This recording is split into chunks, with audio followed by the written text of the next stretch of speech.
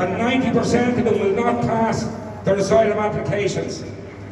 So why are we paying for 9 out of 10 people that have no right to be here?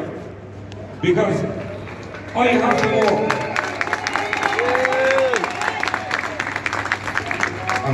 I, like many others here. Now I took, you're going to see the lefties now later on looking at these videos and saying dole heads and saying unemployed.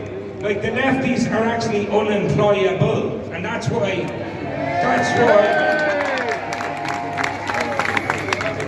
the lefties join NGOs.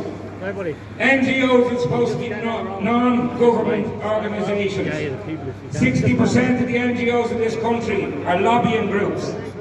They go and they push their policies on the government, and then the government pushes the NGO policies back on the working man and woman of this country.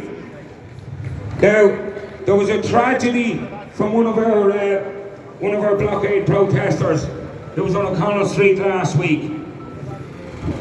And, you know, that could be only the start of it. I know a lot of businessmen, a lot of hauliers, a lot of coach companies are really, really struggling at the minute. The fuel has gone up, but they're in contracts with schools. They can't raise their fares. And that's the reality of it.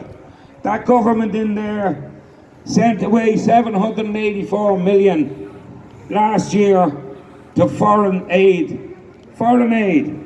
And when they gave the 250 million to the truckers and the hauliers and the farmers and the rest of us, that actually equates to only 2 cents at the pumps.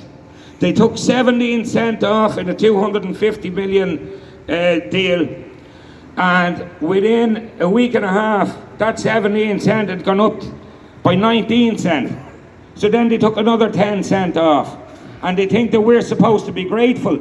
It's our money that they're spending. I don't go out to work to pay a migrant's rent. I go out to pay my own rent. I go out to pay my own living expenses. And I do not agree to my taxes going on Ipas accommodation.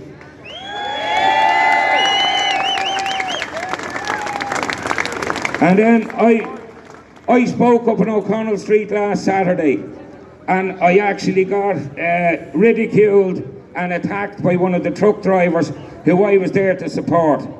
I worked all week last week, and as soon as I finished work on Friday, I went home and had a wash. I jumped on the train and I came in. I didn't get home till after midnight, and I was back in Dublin at 10:30 the next morning.